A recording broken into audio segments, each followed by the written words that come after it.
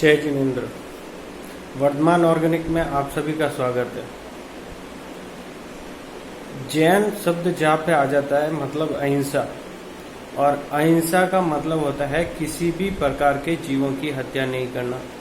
चाहे जीव जमीन पे रहने वाला हो, चाहे पानी में रहने वाला हो, चाहे हवा में रहने वाला हो।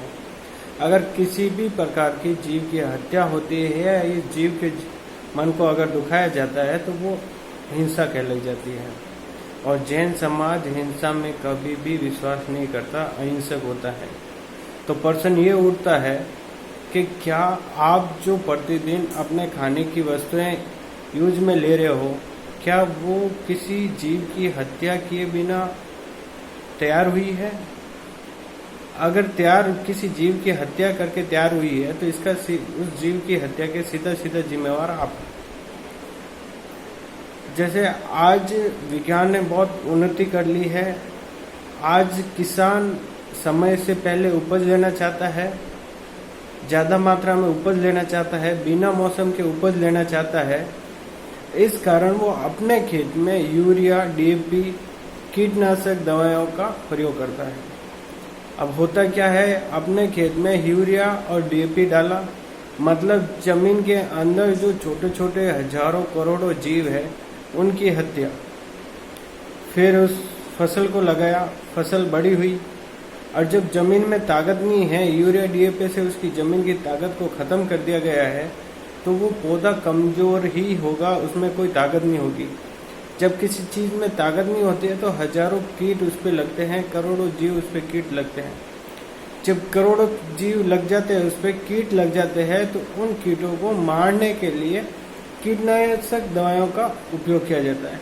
और इतनी भारी मात्रा में उपयोग किया जाता है कि कई बार तो उसका छिड़काव करते करते किसान की मौत हो जाती है। आप अखबार में पढ़ते होंगे कि उस जगह पे किसान दवाई छिड़कते हुए मृत्यु हो गई उसकी।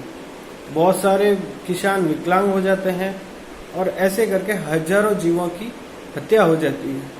और क्या ऐसी दवाइयों के छिड़काव से जो फसल आप उपयोग में लेंगे, क्या वो आपके लिए लाभदायक होगी? क्या वो आपके स्वास्थ्य के लिए अच्छी होगी? कभी नहीं हो सकती। वो जब फसल निकलेगी, तैयार होगी और बाजार में आएगी, जब आप उसको सस्ता मान के उससे खरीद लोगे, हजारों करोड़ों रुपए की दवाएं उस चीज पे डाली जाती है, वो दवाएं उस पे आएगी, वो उससे आपके भोजन में आएगी, भोजन से आपके शरीर में जाएगी, और शरीर में जाने के बाद आपको कई रोगों से ग्रस्त कर देगी। और जब आप कई रोगों से ग्रस्त हो जाएंगे, जैसे कैंसर, बीपी, माइग्रेन, हार्ट, बहुत हजारों तरह की बीमारियां आपके शरीर में उत्पन्न कर देगा। और जब आप स्वस्थ नहीं रहेंगे तो आप धर्म आराधना नहीं कर पाएंगे, आपको हॉस्पिटल में जाना पड़ेगा, अकाल मृत्यु का सामना करना पड़ेगा, और आप कभी भी अहिंसा के पुजारी नहीं हो सकते।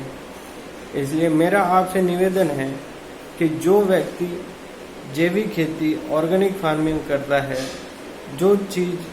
जो बंधु ऑर्गेनिक आप तक पहुंचाता है, तो आप उसको सपोर्ट करें, जिससे धर्म की प्रभावना बढ़ सके, धर्म का प्रचार बढ़ सके, हिंसा रुक सके, और समाज में एक अहिंसक समाज का जो रूप है अपना, वो सब तक मैसेज पहुंच सके। जय जिनेन्द्र।